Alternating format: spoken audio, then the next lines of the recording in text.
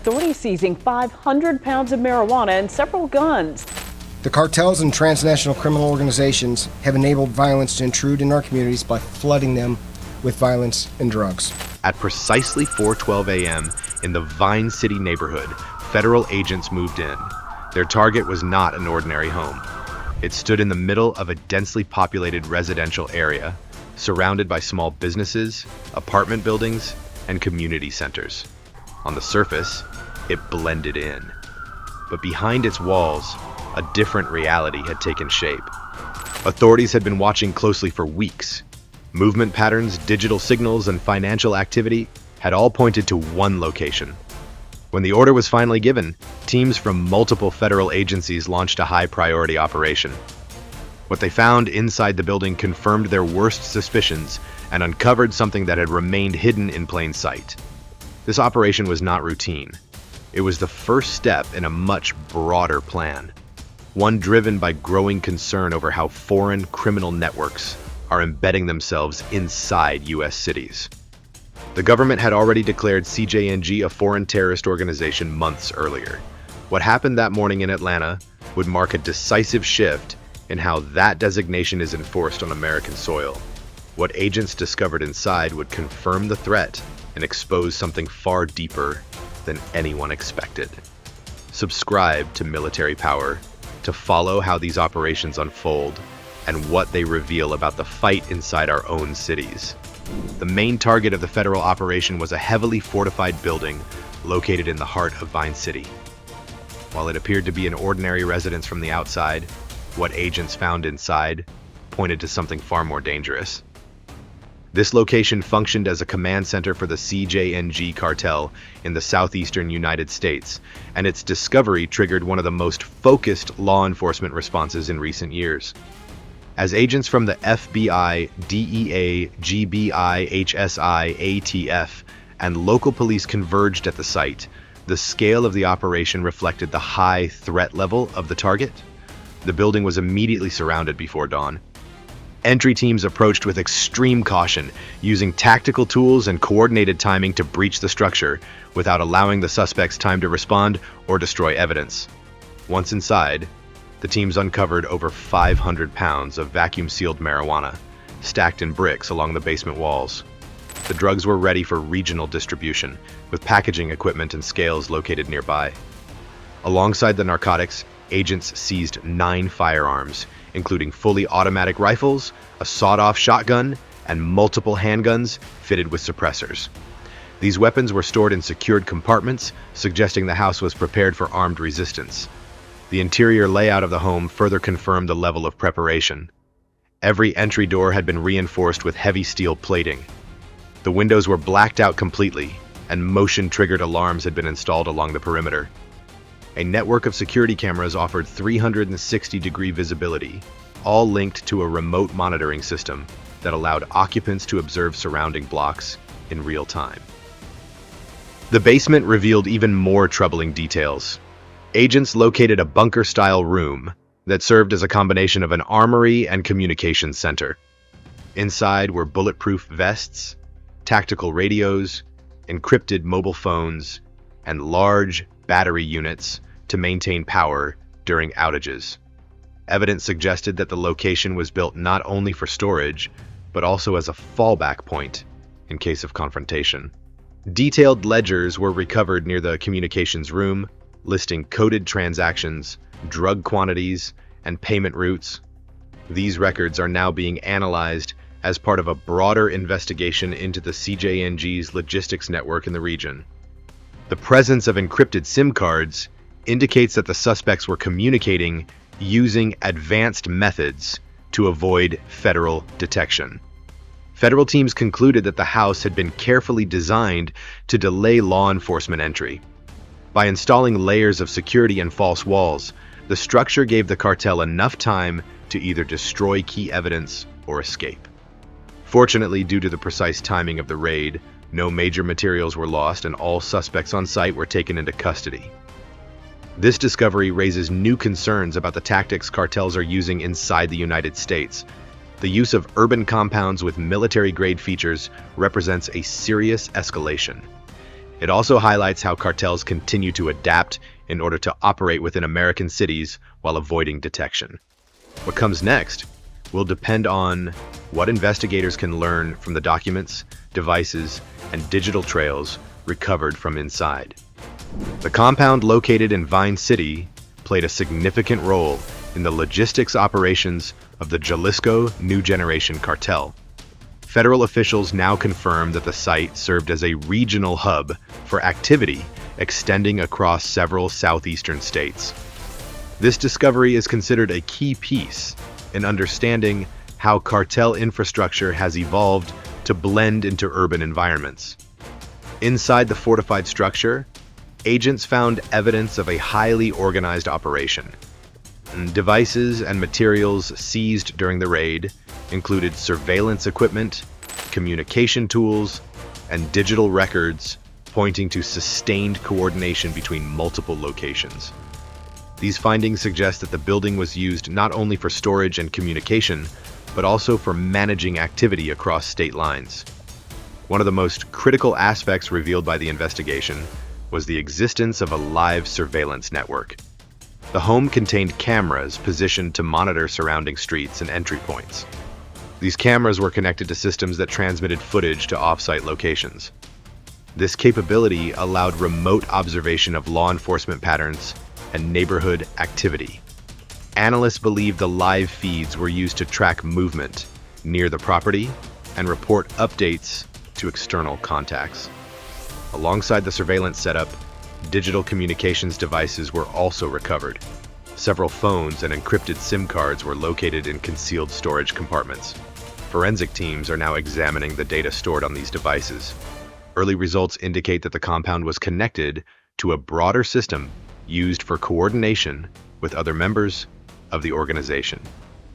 Records suggest that this link extended beyond Georgia, potentially into nearby states with similar cartel footprints.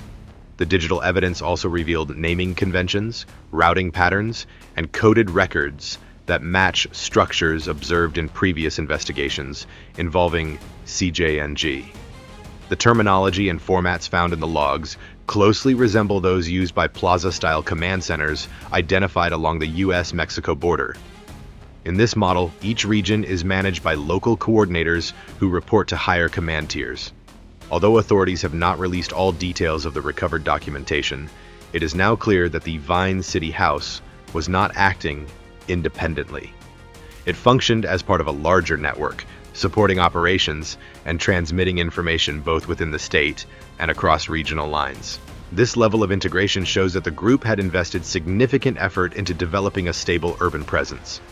What makes this case particularly important is the way the house was adapted for long-term use. Its infrastructure included backup power systems, reinforced doors, and multiple rooms configured for communication and surveillance. These modifications allowed for sustained activity with reduced exposure. The structure itself was prepared to withstand outside pressure while continuing to serve its operational purpose. Investigators believe the location may have supported both incoming and outgoing flows of contraband. While the specifics of those routes remain classified, officials have noted that the setup was suitable for managing complex logistics. This points to a two-way movement system that facilitated broader activity across state boundaries. The evidence found in Vine City adds to the growing body of information about how transnational criminal groups build operational bases within U.S. cities. These locations serve multiple functions beyond concealment. They act as regional anchors, allowing coordination, communication, and continued movement across geographic areas. This discovery has contributed to a deeper understanding of how modern criminal organizations structure their domestic operations. It has also underscored the need for continued monitoring of urban properties suspected of playing similar roles. In the final days of October 2025, federal law enforcement executed one of the most coordinated anti-cartel operations ever conducted in the southeastern United States. Acting on intelligence gathered over several months, agencies launched 5 simultaneous raids across metro Atlanta. These operations took place in Vine City, Sandy Springs, Woodstock, Marietta, and a 5th undisclosed location. The goal was not only to dismantle a single compound, but to strike at multiple arms of a wider criminal network operating within American borders. The raids were the result of a unified effort between federal and state agencies, including the FBI, DEA, GBI, HSI, ATF, and local police departments. Each team moved in under pre-dawn cover to ensure the highest chance of success. The timing was critical. Authorities sought to prevent suspects from alerting one another, securing evidence before it could be hidden or destroyed. 3 suspects were arrested during the operation. All have been identified as members of CJNG's logistics division, specifically tasked with managing distribution activities across the region. These individuals were taken into custody without incident, thanks to the speed and precision of the entry teams. Their arrests are expected to yield further insights into how the organization maintains supply chains and internal communication networks. At each raid location, officers discovered equipment that reinforced the suspicion of a highly structured criminal framework. Digital devices, encrypted phones, firearms, financial ledgers, and surveillance hardware were recovered. These materials are now undergoing forensic analysis to determine how deeply each site was integrated into CJNG's overall network. The seizures included both physical and electronic assets. Among them were laptops and mobile devices believed to hold key operational data, as well as financial documents detailing payments, transactions, and coded identifiers. While no explosive devices or large cash sums were reported at this stage, the items recovered provide critical links between the different branches of activity. They also confirm that the cartel maintained an operational presence across multiple neighborhoods in the Atlanta metro area. Officials have also noted that each site appeared to be under the control of separate local brokers. These brokers acted as intermediaries, maintaining CJNG's day-to-day operations in a model that closely resembles franchise-style management. This decentralized structure allows the cartel to maintain resilience, as operations can continue even if one cell is compromised. While each site had varying levels of security, none showed the level of fortification found in the Vine City compound. This suggests that Vine City may have functioned as the central node, while the others played supporting roles. The differences in layout and equipment are now part of the broader analysis being conducted by federal investigators. The success of these simultaneous operations highlights the importance of interagency coordination. By working together, multiple agencies were able to disrupt a transnational organization's efforts to establish a permanent urban foothold. The results not only reflect tactical efficiency, but also mark a strategic gain in the ongoing effort to dismantle CJNG's presence in the southeastern corridor. Following the coordinated raids in Metro Atlanta, federal investigators turned their attention to the digital materials collected from the cartel compounds. These included encrypted mobile phones, laptops, external drives, and SIM cards. The analysis of these devices has now revealed clear connections between the Atlanta Logistics Cell and senior CJNG operatives based in Mexico. These findings mark a critical development in the investigation, confirming that local activity was part of a transnational command structure. The recovered data showed patterns consistent with controlled communications. Multiple devices contained encrypted messaging apps, some of which had been modified to mask user locations and block forensic recovery. While investigators have not released the names of individuals involved, they have confirmed that the messaging records include instructions consistent with high-level operational guidance. These instructions included timelines, coded designations, and confirmations of task completion. More importantly, financial records found within the digital storage systems provided further proof of direct coordination. Several transactions were traced to accounts located in the Mexican states of Jalisco and Michoacán. The movement of funds followed a structured path that appeared to match known laundering routes previously associated with CJNG activity. These transactions involve both cryptocurrency and traditional wire transfers, suggesting a layered strategy to obscure the source and destination of funds. The digital trail also helped map the structure of the Atlanta cell. Internal documents and contact lists recovered from multiple devices outlined roles and responsibilities assigned to specific individuals. This level of organization matched the model used by CJNG inside Mexico, where local branches operate under a plaza-style command system. In this framework, each regional group is responsible for maintaining discipline, handling logistics, and reporting to higher levels within the organization. Several documents reviewed by analysts referenced communication protocols designed to ensure operational security. These included rotating communication times, digital encryption keys, and the use of third-party communication relays. Such methods are commonly used by organizations seeking to avoid detection by federal surveillance. Their presence confirms that the Atlanta cell was not acting independently, but was instead tightly integrated into a broader network. Investigators also discovered network logs showing the transmission of secure data between the Atlanta compound and overseas servers. These transmissions occurred at scheduled intervals and often coincided with key operational milestones. Analysts believe these exchanges were used to report progress and receive new directives from leadership figures based in Mexico. One of the more revealing aspects of the digital evidence was the overlap between financial data and communication records. Several payment confirmations were directly tied to instructions issued within the encrypted chat logs. This convergence supports the conclusion that financial oversight and tactical planning were managed together, not separately.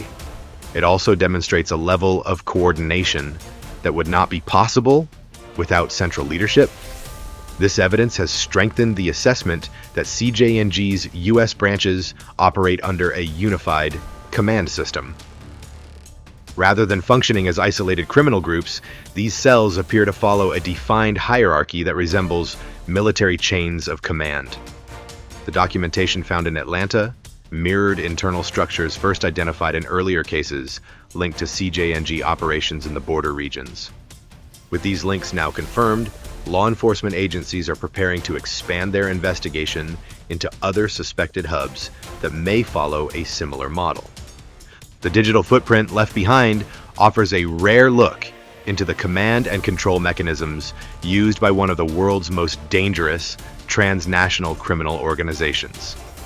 The operation, conducted in late October 2025, marked a pivotal moment in federal efforts to disrupt the expansion of the Jalisco New Generation Cartel, or CJNG, within the United States.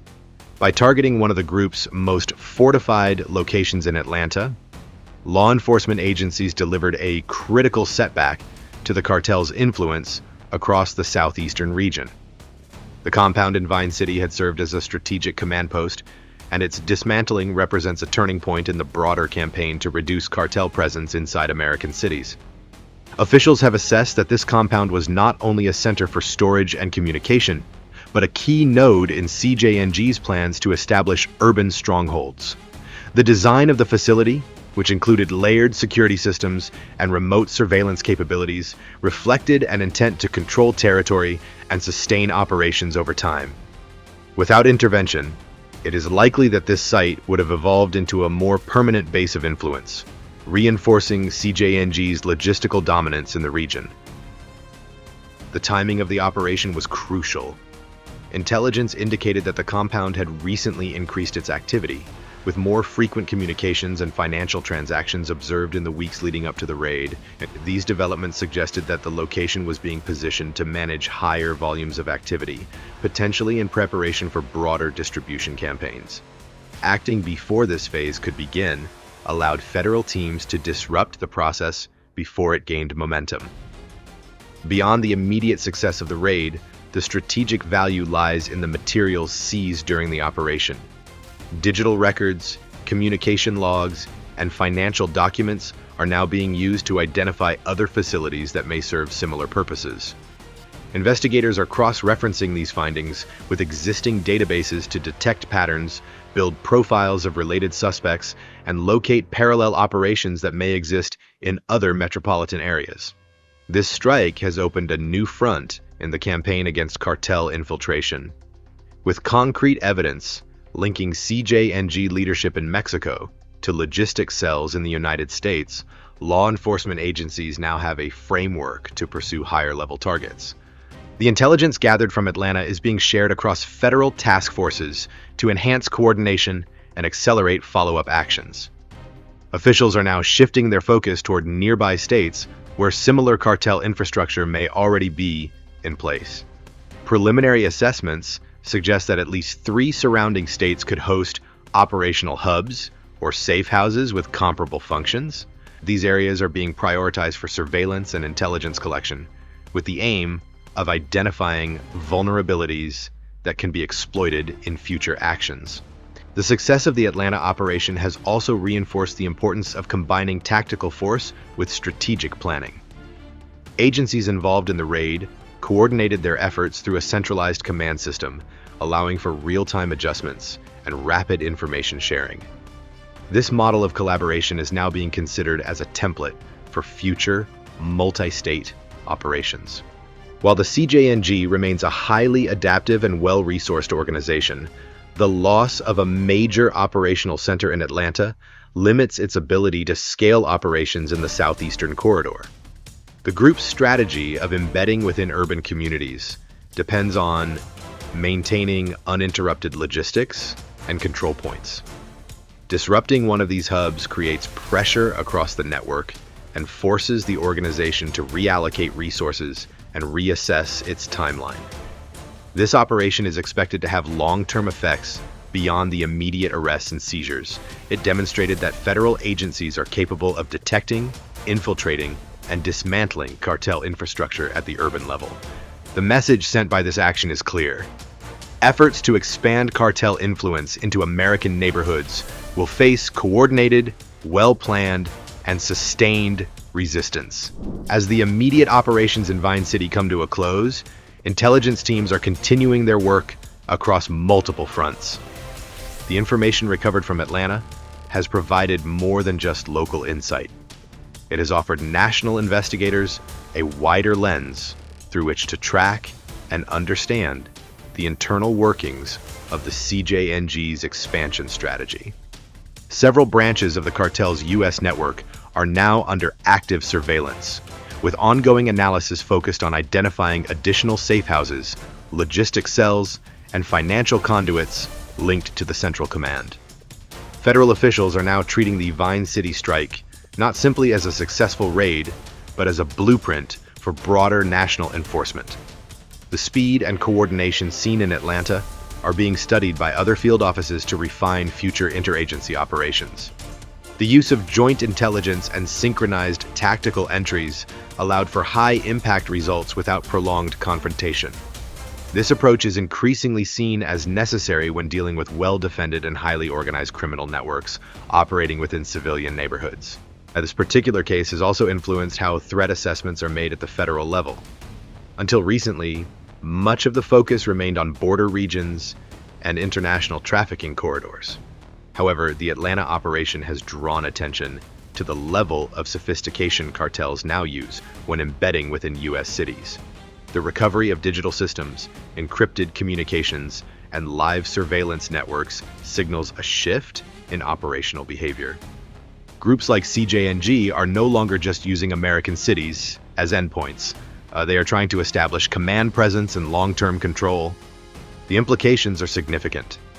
By targeting and dismantling this compound, federal teams not only disrupted one of CJNG's key footholds, but also sent a broader message. The United States does not permit foreign criminal organizations to build operational infrastructure on its territory. This action reinforces a growing policy direction, one that emphasizes domestic defense against transnational crime using proactive and intelligence-driven enforcement. Further operations are already in development. Intelligence gathered during the Atlanta raids has been forwarded to multiple regional task forces, with new targets identified in neighboring states. While specific details remain classified, early planning suggests that future actions will follow the same model as Vine City, focusing on preemptive disruption before compounds can become entrenched. As investigations continue, the strategy now aims to neutralize emerging threats before they escalate into sustained urban control. This requires collaboration across jurisdictions and continued investment in tactical readiness, data analysis, and surveillance. The Vine City case has proven that with proper coordination, such objectives are not only possible, but effective. In the larger picture, this case has reset expectations for how transnational criminal threats are handled inside U.S. borders. The lessons learned will shape policy decisions, funding priorities, and interagency protocols in the months ahead.